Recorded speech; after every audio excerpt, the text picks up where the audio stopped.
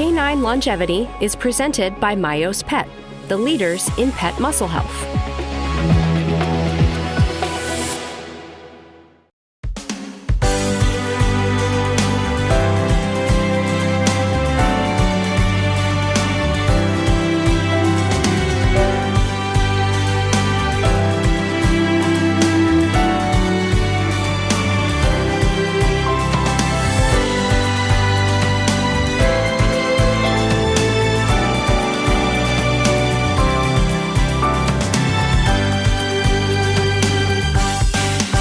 I am so honored to have one of the guests of all time, all things mobility and motion and rehabilitation theory, Dr. Larry McCauley.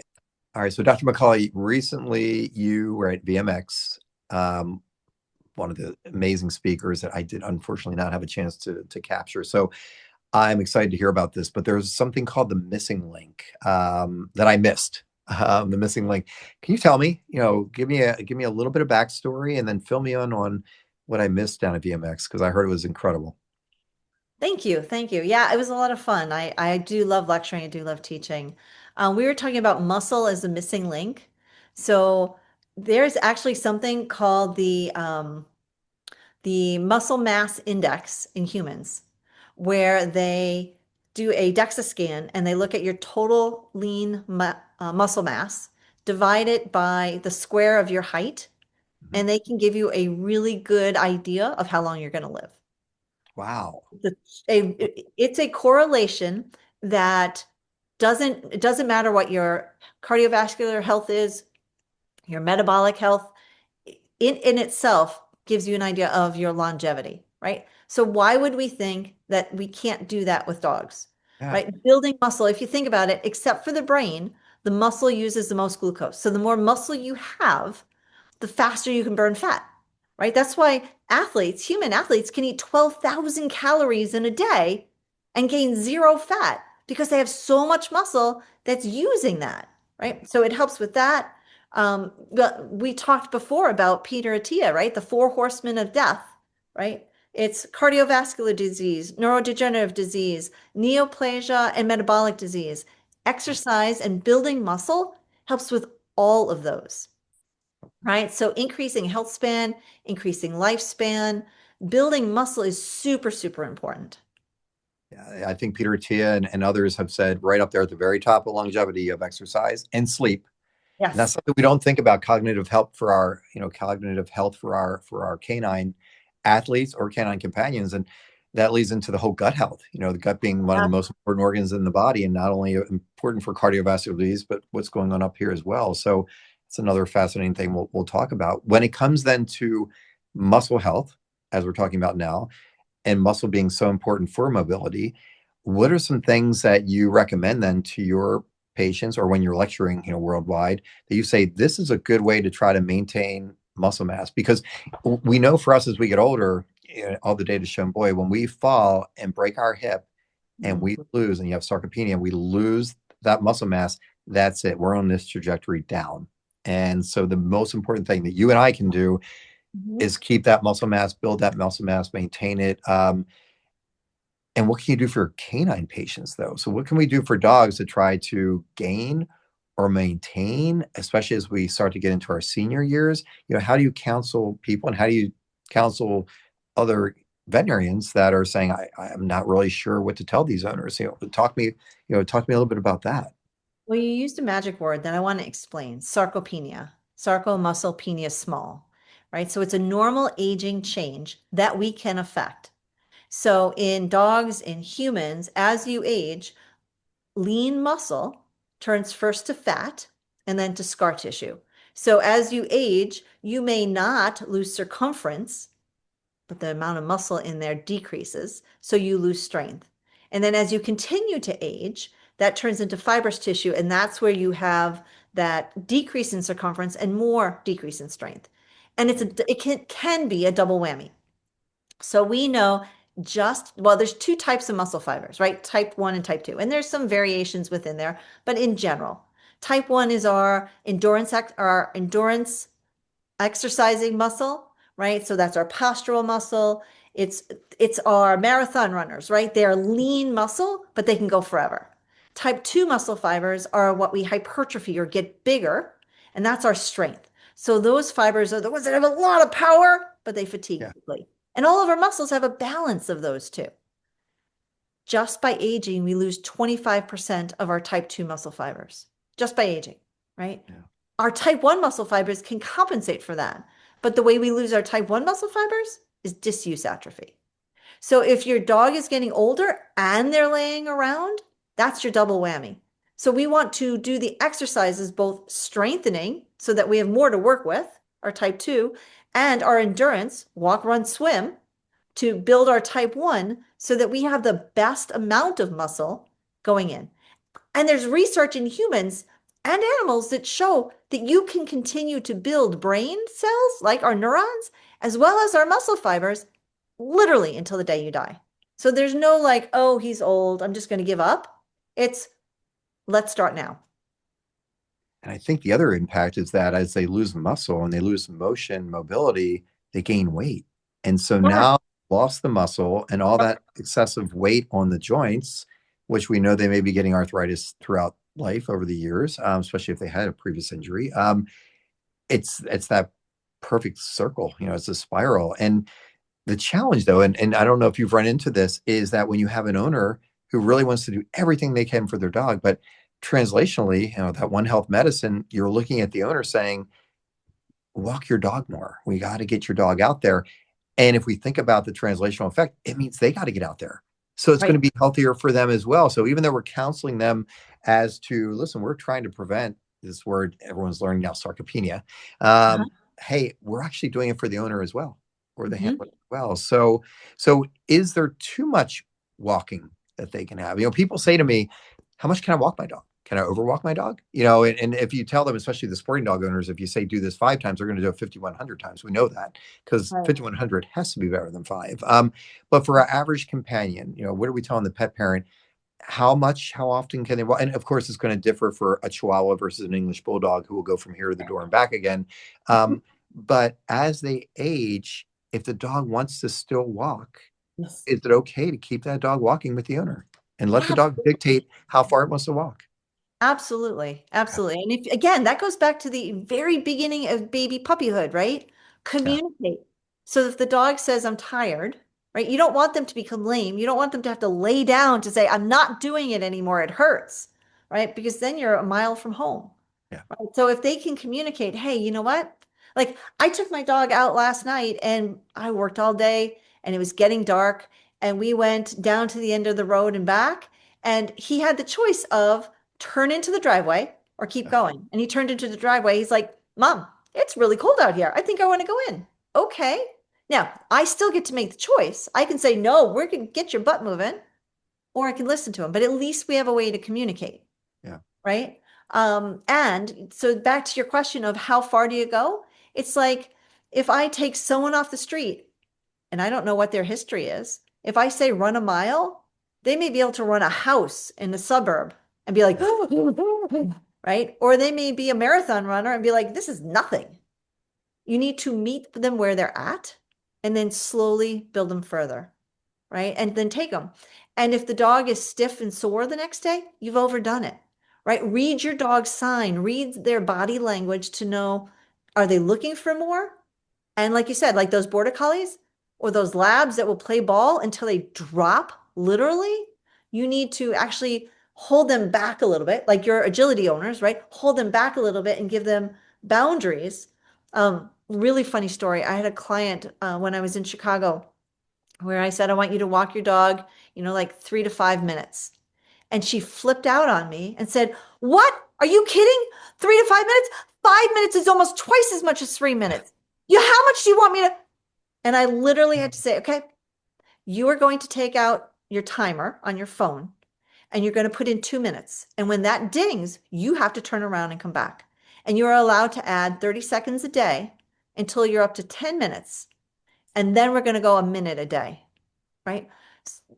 So there's some clients who need very strict boundaries, and some clients you can say, ask your dog. Your dog is really smart, right? And you guys have a good relationship to communicate. So I would love to say you can walk your dog a mile. Right. but it depends. Like you said, the bulldog, a mile may be really long. And a border collie, they're going to be like, this is the warm up. Now Yeah. what? What else you got? Yeah. So when we talk about muscle mobility, and we were just talking about strength, and even for us as humans, does walking cut it? Or, we know that strength training is so important, and we all walk. We walk Right. from here to go to our cappuccino, and well, the problem is we may not even walk to go get our cappuccino. We may jump in our car, drive to Starbucks, get a little, cup, and drive home, where we should have been walking. But walking, at least from the data I've seen in the human side, isn't quite enough. We really need some sort of strength training, and to really show the best effect on longevity. What do you think for our patients, for dogs, whether you're a companion or even a canine athlete, what should these owners be thinking about as far as strength? Because walking, we all walk, but what can these owners do at home? What can these owners do at home to help with strength? Is there, like, do they get the barbells out, and do they, there's Yeah. exercise bars for dogs I see, and all these BOSUs and things that they can do. What is your take on that? Should the pet parent be thinking about strength training as well throughout the years? And then can you give some examples of what they can do at home? Absolutely. So yes, so we talked a little bit about Huberman and Peter Attia. Yeah. Peter Attia from the research has pulled that you need three different kinds of exercise. You need proprioception and balance, you need endurance, and you need strength training for the best longevity. And I truly believe that's the same for our dogs. So you're walking your dog, that is your endurance exercise. That's it. You need the others. So things like cavaletti poles or pickup sticks or things where they're, or just taking your dog on a hike where it's uneven terrain Mhm. can be good for balance and proprioception. For strength training, I start with like backwards walking, sideways walking. I introduced you to Sid, my guy, who's curled up next to me. He's a ninja, right? So we talked about how he's one of the few dogs in the world that can take a round ball, jump on it by itself, go forwards, backwards, sideways, spin and twirl with nobody touching it. So I have him doing things like bag stand bag, right? Mhm. Because that's added body weight to his back end. And please do not try this at home. But he can do 60 to 80 of those in a row, right? Wow. Right? Wow. But I had to work him up, right? Same thing with the ball. It's not like I could say, get on the ball. It took 2 years of slowly building him up. And then I have exercises to work the front end as well. It literally starts with just a play bow, right? Just like a push up. And then you build and build and build and build until they're athlete, ninja, whatever you want to call it. And it's because I love my dog. So, can I tell you his story? Yeah, please. Yes. So I got Sid. I went to the Humane Society. I like to rescue dogs. I had an old dog, Fritz, and I was looking for a companion. And they had a 12-year-old English setter, and I couldn't get him the day I went. I was on my way to a conference. I'm like, on the way back, I'll get him. Came back and he was gone. And there was this little black dog that was screaming as he's running back and forth. And I laughingly said, that's my kind of dog. Well, needless to say, I came home with him and I looked at him and I'm like, thank God I'm a rehab vet because he has straight knees, straight shoulders, and a long back.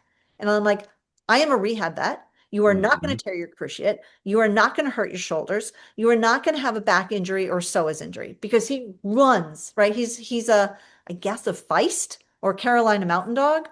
We're guessing. I didn't do the DNA test. And I'm like, okay, we put together an exercise program for him. And like I said, I have literally taken him to the point that he can walk on a round ball. Wow. I Wow. took my exercise program and I sent it out to some of my friends. One of them being Laura in Chicago, and she had her at the time 9-year-old competitive agility dog. And I'm like, okay, here it is. And she's the one who said make a exercise course out of it because she's like, oh my God, Lori, I thought my dogs were conditioned. She does herding, Yeah. Yeah. obedience, she does the agility, right? She's all around. And she's like, I had no idea what my dog's potential was. At age 11, Sophia was the seventh fastest Sheltie in bad dog agility, Oh, wow. right? Everyone else was 4, 5, and 6, and she was 11, right? Because of by doing the exercises and strengthening the muscle and preventing the injuries, there's so much you can do. Yeah, so that's his, right? Wow. And he's still at the point where I continue to challenge him and he continues to show me what he can do and add on to. So resources? Because those listening would say, oh, I need to do something more than just walk my dog. I thought walking my dog was strength training and doing enough.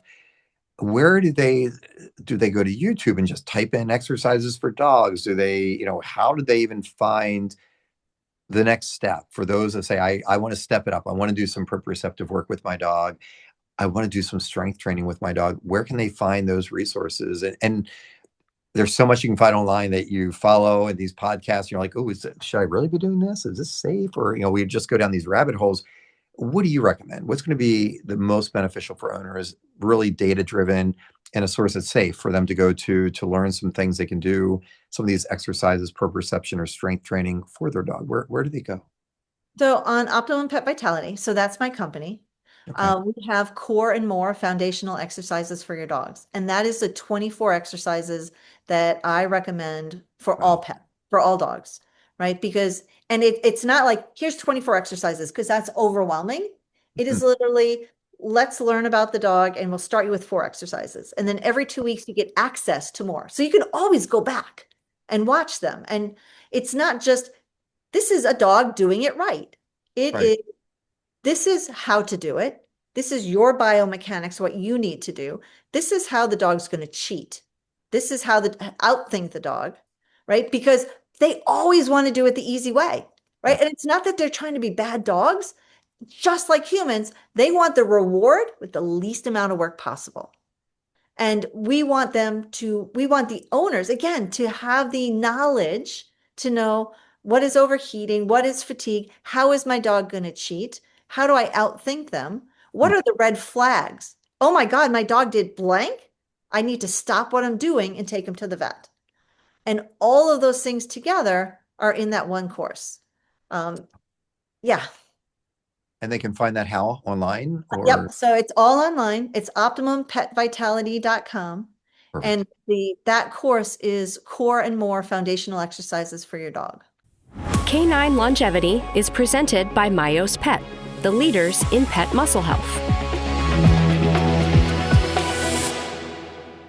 As dogs age, muscle loss can quietly steal mobility and quality of life. But what if science could help change that? Myos Muscle Formula with Fortitropin is an all-natural science-backed ingredient shown to help build and maintain muscle while reducing muscle breakdown with over a decade of research and real results. Because stronger muscles means more moments together. Myos, more time together. Thank you. So we're walking, we're doing some proprioceptive work. We are now in our strength training regime. What about supplements? If you and I, Huberman and Puritia and all these people that bring these bucketfuls of supplements. So I'm like, well, maybe I need 3 more of these. And the creatine, do I do 5 grams or do I do 20 grams? And it's like, oh my Lord. Right. So I see owners that come in and they want to do everything right for their dog, and they're carrying a grocery bag full of supplements. And sometimes it's the same supplement, but they don't realize this because it's just 2 different names. And boy, we could do a whole nother episode on just supplements, and we probably should. But since we're talking about muscle and motion, particular supplements that you recommend when we're talking about muscle, ones that we could potentially use to maintain, or if there's injury or we're starting to lose muscle over time. What's your gut? What's your feeling on, supplements as far as when it comes to muscle? Absolutely. The one I adore, I've been on and have my dogs on for years, is Myos. Myos is Fortitropin. It is derived from fertilized chicken eggs. It goes through 3 different processes, so it makes it bioavailable for both animals and humans. So there's research in horses, cats, dogs, humans, that it builds muscle. So it builds muscle even without exercise. Now, I'm not saying don't exercise. Yeah. In the research, even without exercise, it builds muscle. It increases mobility. So they have, and all of their studies are done really well. So double-blind, placebo-controlled Yeah. studies. And they had one where cheese or Myos. And the dogs that were on the Myos with nothing else had significantly more mobility after like 12 weeks, right? They have studies that show that cats with kidney disease, right? When we look at kidney disease, the cats get smaller and smaller and smaller because they can't handle the protein. They lose the protein and then they die. And Yeah. literally in 6 weeks, they had 70% of the cats increase by an average of 2 pounds. So that's like a 6 pound cat going to an 8 pound cat, or an 8 pound cat going to a 10 pound cat, right? That's huge for longevity for the cats.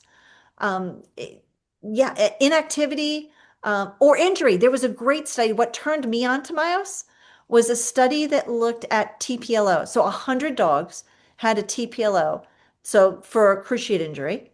And the dogs that were on the cheese, 6, 8 weeks out, they had significant atrophy, which is what you would expect. And their Yeah. myostatin, a chemical that's released in the body, myomuscle statin stop. Mhm. So when you're injured as you get older, if you, let's see, inactivity is the other one, or kidney disease, myostatin increases, so you lose muscle. So the myostatin Yeah. increased, the muscle decreased.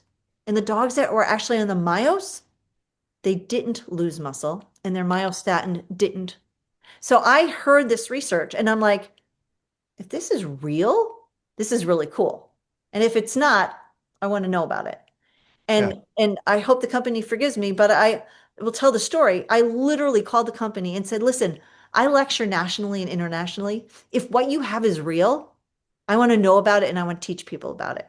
And I Yeah. promise you, if it's not real, I won't tell anybody. But if you send me, I have at the time a 12-year-old Mastiff, right? And I do exercises obviously with my dogs every single day, twice a day, because I'm a little anal retentive.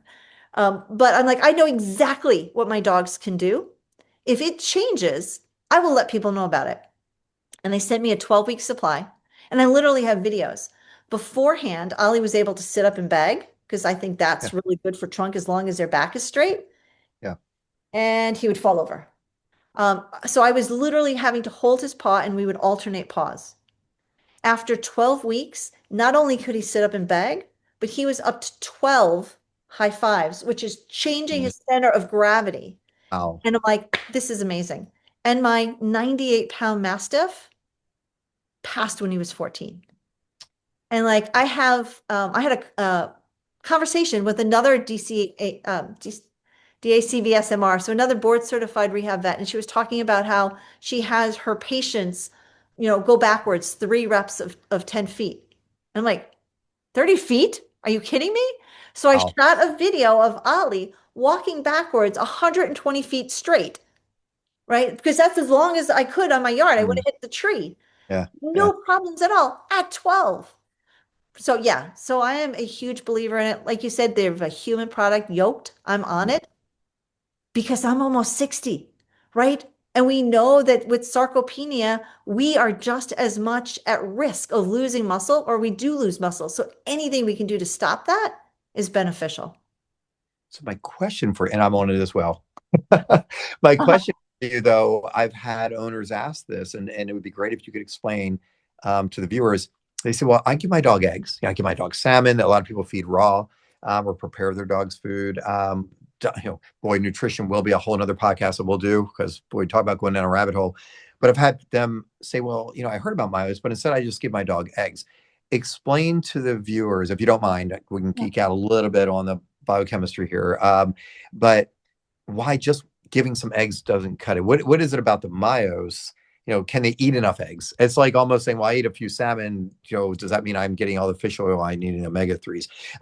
But with the eggs, explain to people kind of the process of why this concentrate or how it works as far as, yeah, just giving your dog an egg or two isn't going to be the same thing as having the actual concentrate. Can you kind of explain that to people if you don't mind? Well, I can tell you what I know. So what I know is I've read the research on the decreasing myostatin in fertilized versus non-fertilized eggs. Mm. And fertilized eggs was significantly higher than non-fertilized eggs. I also know that there is 3 different processes. So literally the company has to take the eggs and it's just the egg yolks and they have Mhm. one process and then Okay. change plants and go to another location to have the second process and then change plants to go to another place. So they would not be having that expense if it was just feeding an egg. And it's those 3 processes that have been shown that final product. That's why they call it phototropin and not just like egg yolks, right? Right. That shows that it has the bioavailability to have that reaction in the body. That's brilliant. Do they have to worry about cholesterol? We all worry about, oh, cholesterol, back to that longevity and Yeah. statins or not. And so do we have to worry about, the cholesterol and the level of concentrate that we have with this product? That one I can't answer for you. I don't know. I don't know that we check cholesterol on most dogs or pets. Yeah. I don't know either. That's why I was asking. It's okay for us to say I don't know, but back to the podcast that you and I would listen to on the human side, is it really dietary cholesterol that we have to worry about, or is it the saturated fat that we get from fast food? Right. True. That's I true. think, all the studies now are showing eggs are actually one of the most viable, important proteins of all the proteins we can have, because it has all the amino acids. Every single amino acid we need is in the eggs. And we're learning more and more and more that it doesn't actually affect our overall cholesterol. It's actually really helpful for everything from hormones, cognitive function, and so forth. We actually kind of need cholesterol. Well, and our body makes so- cholesterol if we don't have enough. and so that's why I think, some of my clients were like, oh, I'm worried about my dog's cholesterol with something that's so concentrated. I'm like, it's not usually dietary cholesterol anymore. We've proven now in the science that actually affects the negative effects that we see with cholesterol. It's the saturated fats and things like that. But this is fantastic. So how do people find Myos? Is it something they have to get from their veterinarian's office? Is this something they can get online? Is there a difference in Myos formulations? So there are multiple. Obviously, there is a horse formulation, there is a cat formulation, there is a dog formulation. So they can go to MYOS, which is myos.com. They can get it through their vets. So through their vets, they have, and again, this goes into the nutrition stuff, right? A vet strength, which not only has the fortotropin in it from the egg yolks, but it has 3 branched chain amino acids, leucine, isoleucine, and valine, which are the 3 amino acids that have also been shown to increase muscle. And then if you're like, oh, but I'm worried about my dog's joints as well, they have the fortotropin, so the Myos with green lip muscle. So when we look, again, meta-analysis, looking at many studies of glucosamine and chondroitin versus like perna muscles or green lip muscles, Right. they have a much more significant effect if you use the perna muscles or green lip muscles over the isolated glucosamine and chondroitin. So Myos has the Myos with green lip muscles. Yeah. Perfect. And then for us on the human side, it's yolk. Yolked. YOLKED, like an egg yolk. Yep. Egg yolk. And I don't know about you, but I can like just, right, instead of mix. And again, if I'm having a smoothie, I always put it into my smoothie. Actually, to tell you the truth, because my dogs are on the Myos, if I'm having a smoothie, I take the Myos myself. So 2 scoops is the human dose. Mhm. And if I'm not having a smoothie in the morning, I will just take the yolked and just put it in my mouth because it tastes like a vanilla cupcake. Have you had Yeah. that experience? Well, I wouldn't say vanilla cupcake. I wish I could say that. What I will say to those listening is that everyone has their palate, and it does smell like eggs. Yeah, Mhm. it does smell like eggs. And so I have found that I do have to, when I put it in my smoothie, add a whole bunch of other things in there to kind of make it a little bit less like one of those egg cupcakes you were just mentioning. But it is fascinating the difference that you'll see when you're on these products, both I think from a human standpoint, but also from our patients. And for me, where I'm using it is not only for dogs that are getting older and I'm trying to maintain or increase if I can. I like them on it if they have an injury, because we know that post-operatively, whether you've had just a routine elbow scope for elbow dysplasia, or you had that knee injury and you just had your knee surgery, or sporting dogs I see with the shoulders, they're going to lose some muscle mass, right? Because we're somewhat restricting them. Now, they shouldn't be in a cage. They should be in Right. formal rehab, 1,000%, to try to maintain as well. But they are, because of post-injury, going to have some degree of muscle loss. So I want those dogs to maintain.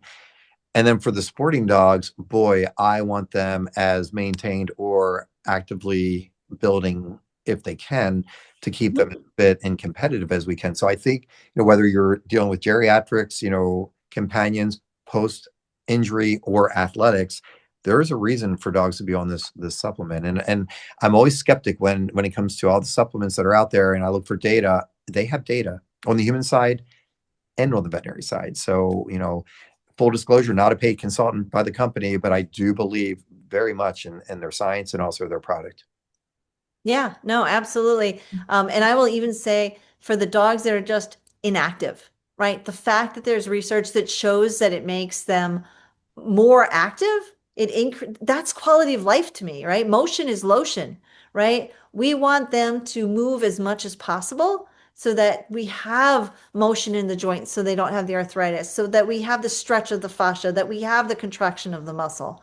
So any dog to me, supplement wise, if they hit middle age, so if you expect your dog to live to be 10, by 5, we want to be putting them on supplements.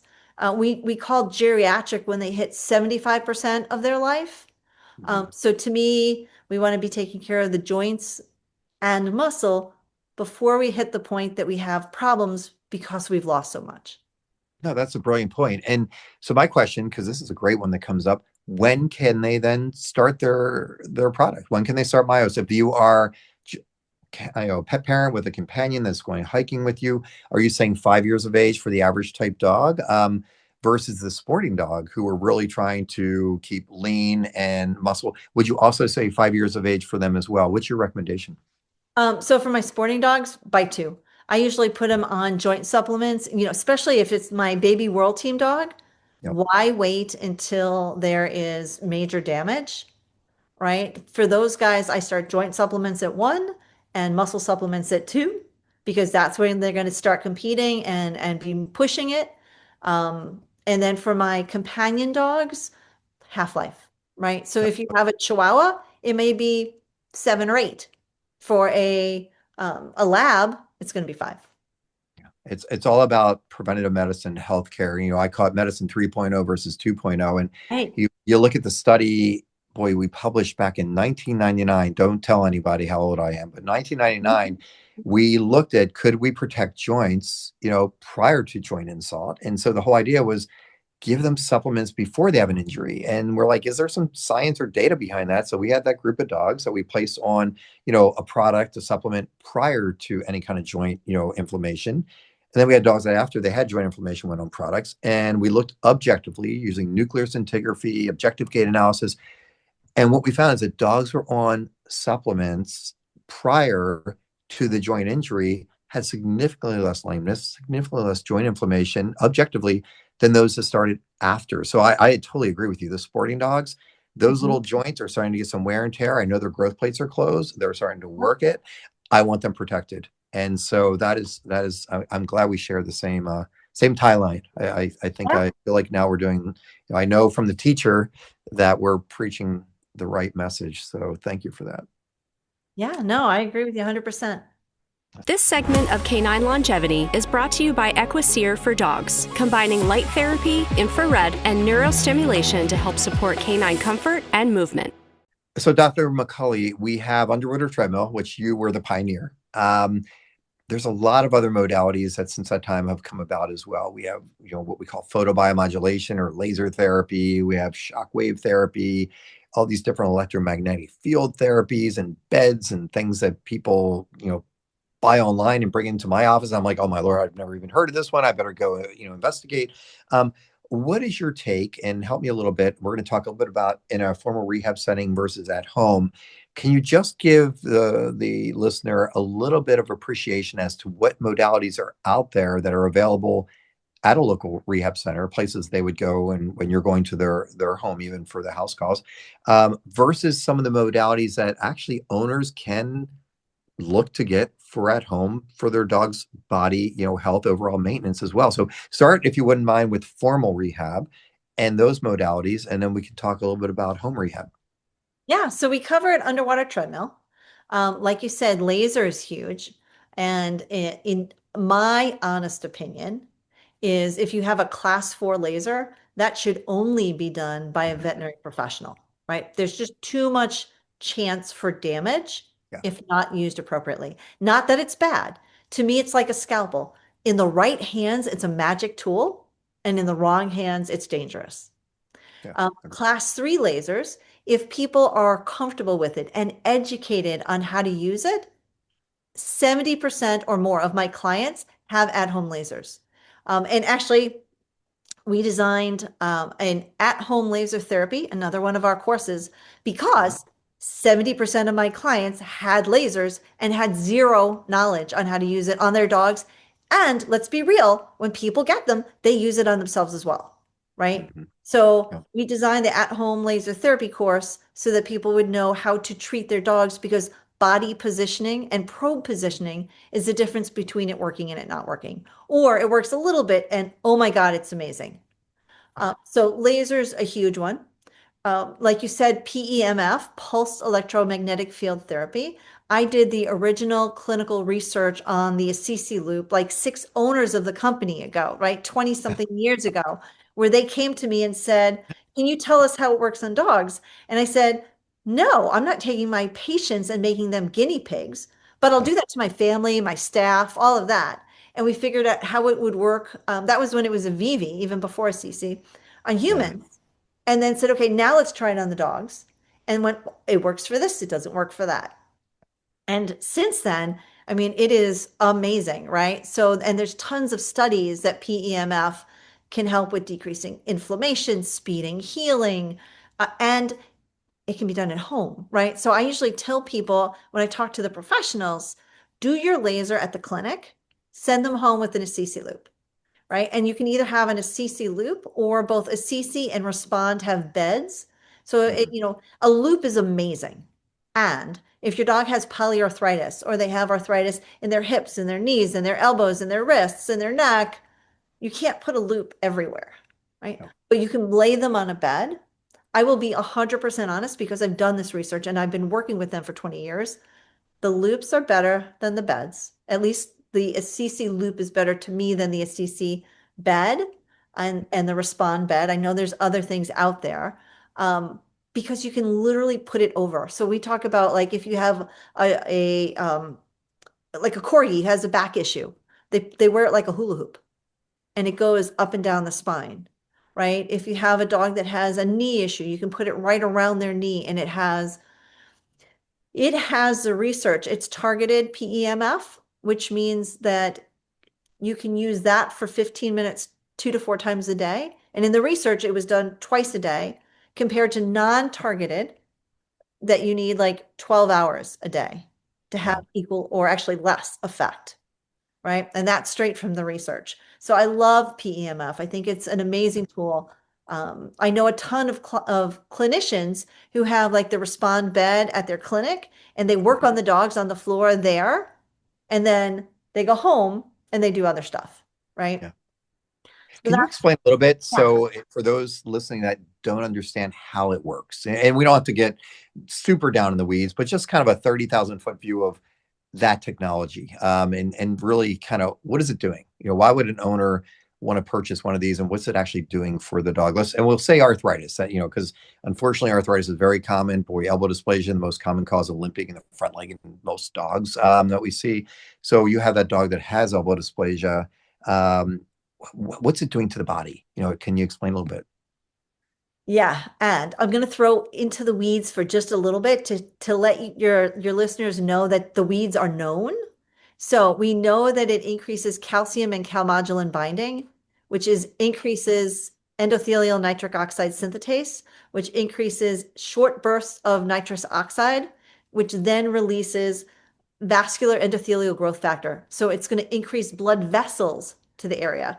Fibroblast growth factor, so that it increases fibroblasts or cells that are going to heal things to the area. Transforming growth factor. So again, chemicals that are, or cytokines that are being released, molecules into the area that is going to help with healing. So we have more blood flow, more blood vessels, cells that are pulled into the area for healing. There was an amazing research article using the Assisi loop where they said, okay, these dogs have arthritis.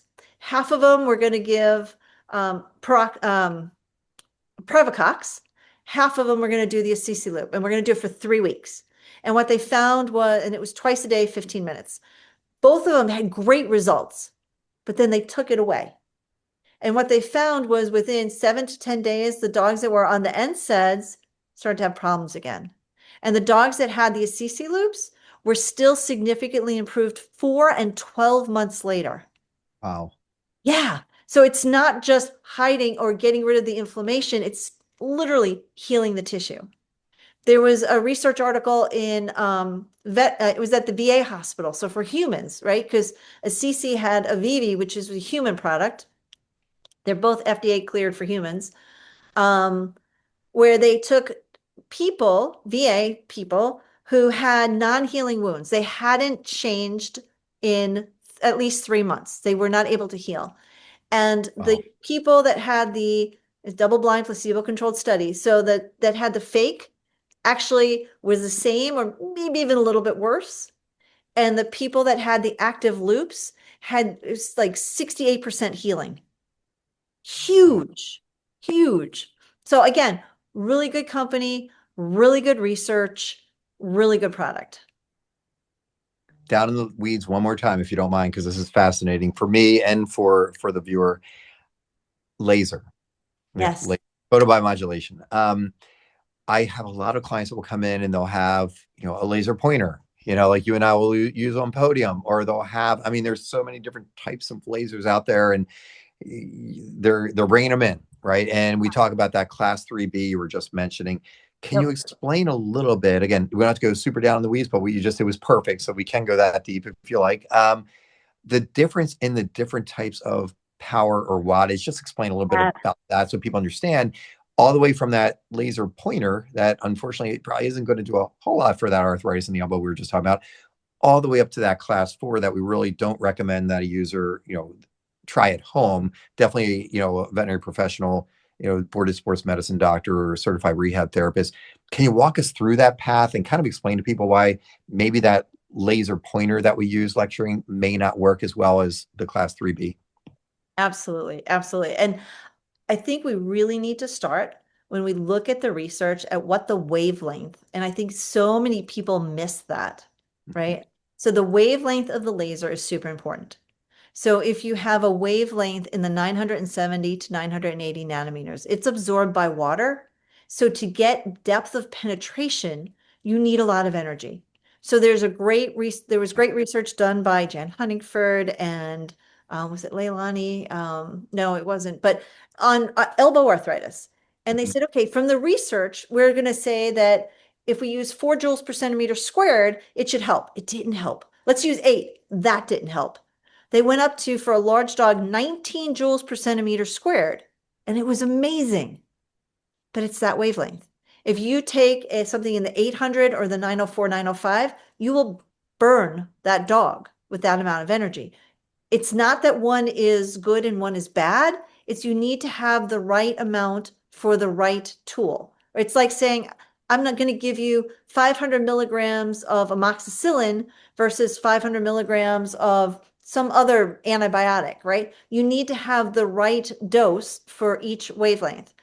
So you've got your 970, 980. Those are the ones that are heating that you see people moving.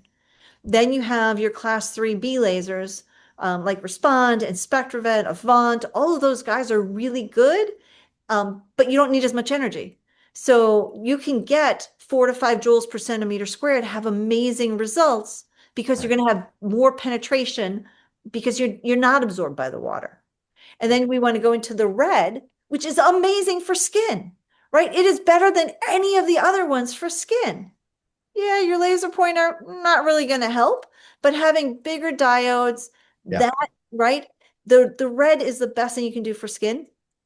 Yeah. And um, when we look at red, there's also blue, right? To go to one Mhm. more wavelength. Blue is great for some infections, so it can help with some things. Dentistry, when I get my teeth cleaned, they use a blue light when they're done, and it kills a whole bunch of the bacteria, right? It's amazing for MRSA, which is what humans get. It does very little for MRSIP, which is the resistant infections that dogs get, right? So you have to realize that they each have their own place. So yeah, your laser pointer doesn't have the power or the size to do something. If you're like, hey, I want to do one acupuncture point and I have lots of time, absolutely go for it. Red's not going to have the penetration, but it can stimulate an acupuncture point. Red can do amazing things for skin, and it's going to have a little bit of penetration, so it's going to get that sore muscle that may decrease soreness, right? So the analogy would be it's like antibiotics. They each have their own specialty. Total sense. So we're back to that elbow dysplasia. We're Yes. companion dogs, elbow arthritis.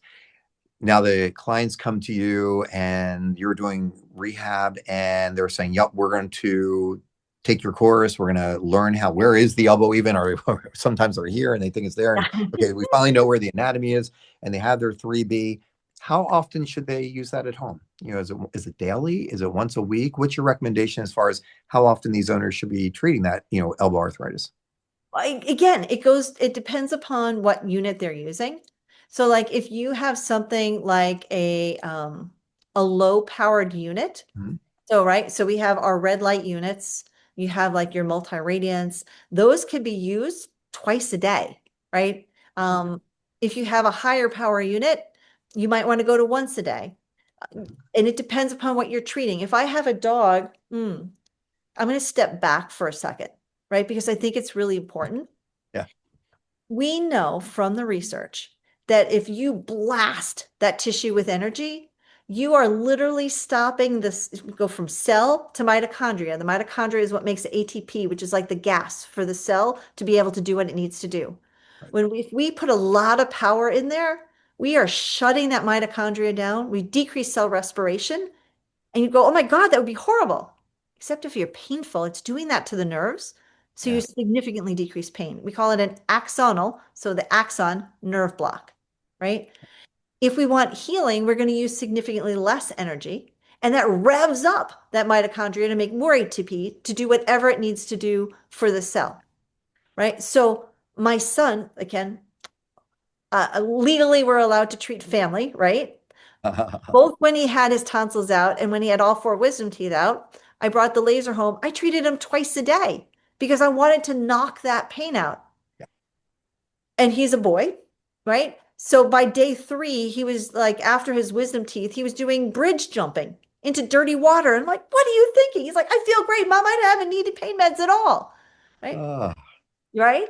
If you yeah. have a dog that has arthritis, we don't need to pound that. We want to work on healing. So my recommendation there would be like once a day if you can, right? If you're going to the vet, it may be once or twice a week Sure. because what you can do. If you're at home, it might be once a day for 3 days, every other day for 3 or 4 or 5 or 6 times, depending upon how bad they are, and Right. then spread it out. My goal is to do the least amount you need to do to have the effect you want. That makes sense. So we talked about the use of laser therapy then for arthritis. We were talking about the elbow. How about for our sporting dogs? Is there ever a time where we're saying, okay, we know that for performance dogs, at least if we're talking about agility, the shoulder is the most common issue in the front. We know the iliopsoas is probably the most common issue that we see in the hindland, probably for your population of sporting dogs in mind. Um, is there ever a situation or a scenario where you feel that, hey, as a prophylactic preventative for what we call tendinopathy or tendinitis or injury to the soft tissues, that you would want them to use a class 3B laser for the shoulder or for the ilio? And if so, when should they use it? Do they use it before they do some training? Do they use it at the end of the day? Can you give me a little guidance there? Because I do know, like you, clients come in and they have their laser, they have their bag of supplements in this hand, they have their laser class 3B. They want to do what's right for their dog. Absolutely. But what can you do to guide them as far as, hey, I have a happy, healthy border collie that wants to be world team, and I'm trying to really protect this shoulder and really protect that psoas. I mean, we want to protect the whole body, but knowing that the shoulder and the psoas are two areas that just get kind of worked with that particular sport, what can you say? Do you have any guidance for those owners? Should they be doing this? Is there no data in it? Are we crazy? Because it seems to make sense to me, and there is some data in the human world. But tell me what you tell your sporting dog owners. What do I tell them? I tell them absolutely laser. So Okay. they can laser preventatively. And yes, there's definitely research. So there's research that shows that if you laser before and after an activity, and this was research done in humans, it increased the ability to build strength, right?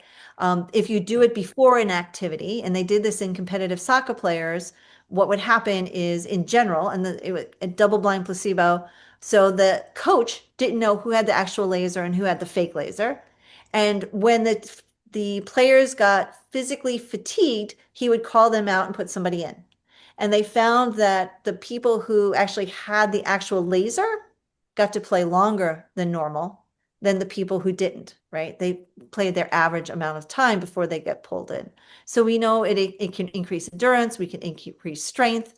We know that it can help heal micro tears, right? So when we work out really hard, we have damage to our tendons and ligaments.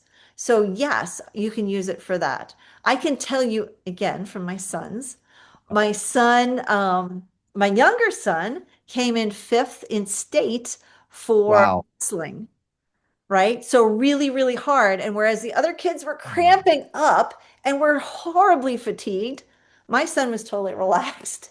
And I lasered him in between matches. And he went Wow. in feeling great. Okay. And again, N of one, but there was a study done in humans, and this, tell me if you agree with me, this has to be college age boys, right?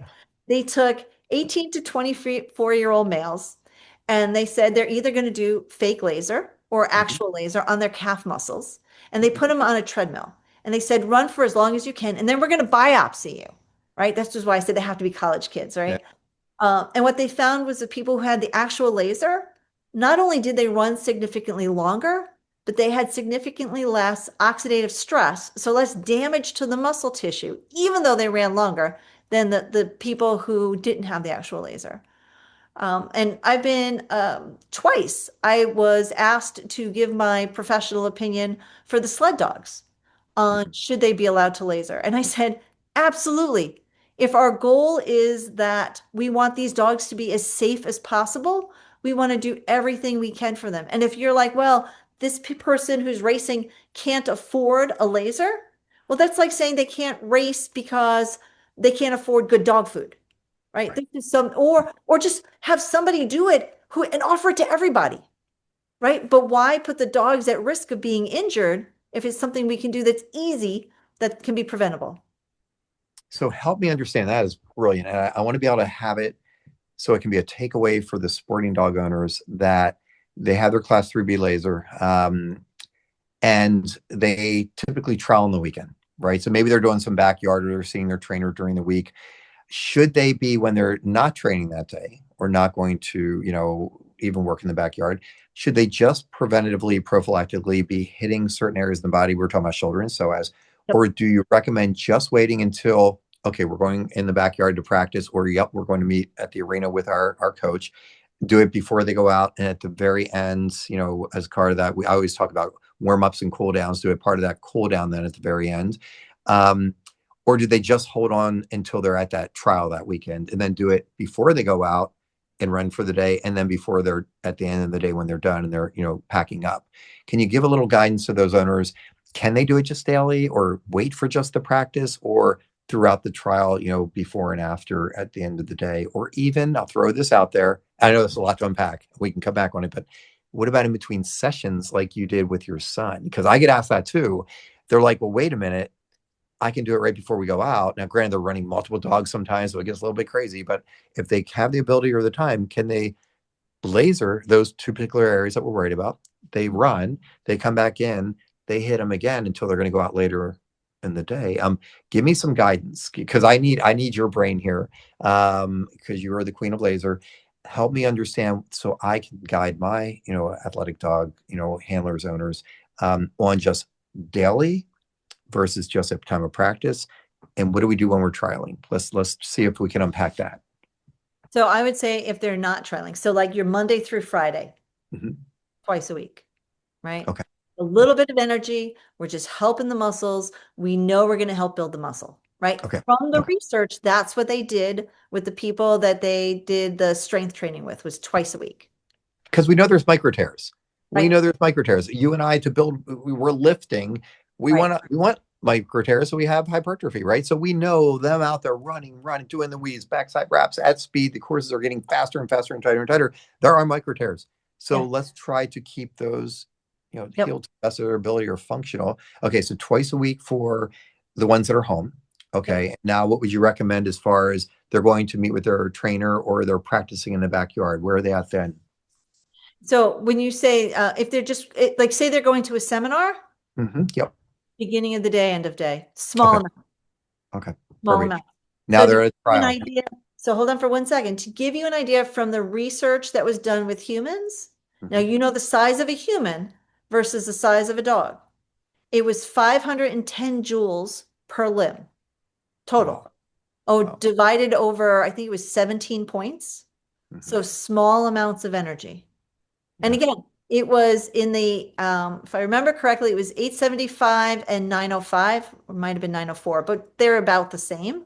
Right. So it was those wavelengths that were shown to increase the strength and endurance, Okay. but small amounts of energy. Yeah. And now we're at a trial Right. weekend. Okay. Yep. They have their dog, they have their laser. What are we recommending for a trial weekend?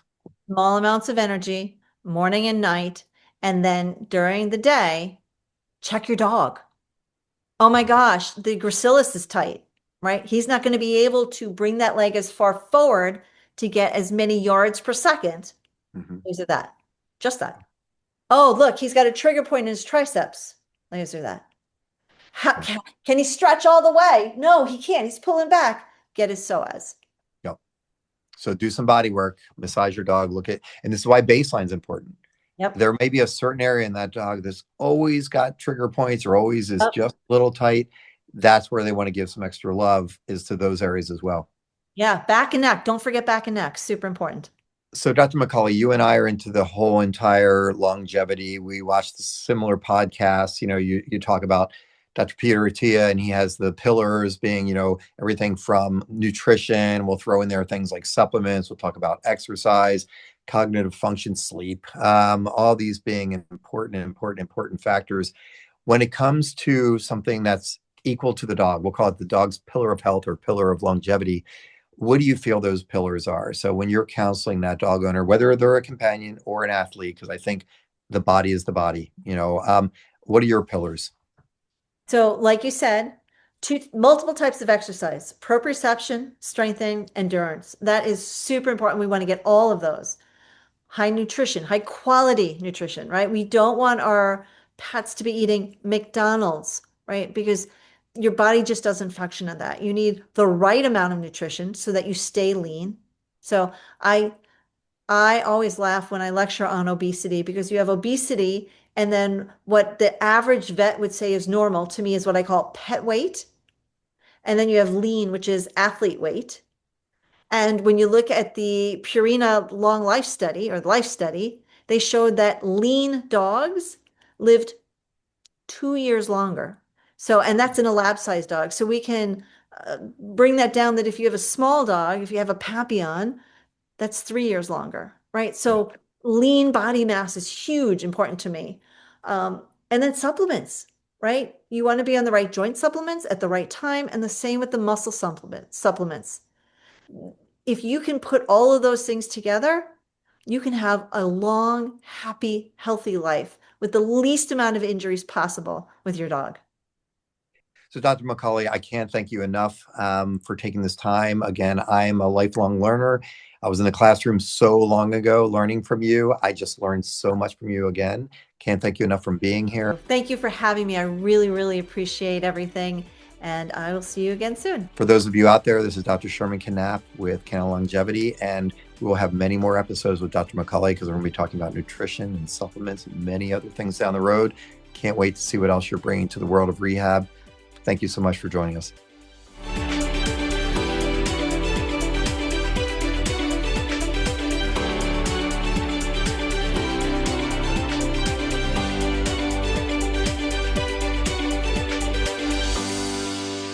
Good girl, Fachi. Canine Longevity is presented by Myos Pet, the leaders in pet muscle health.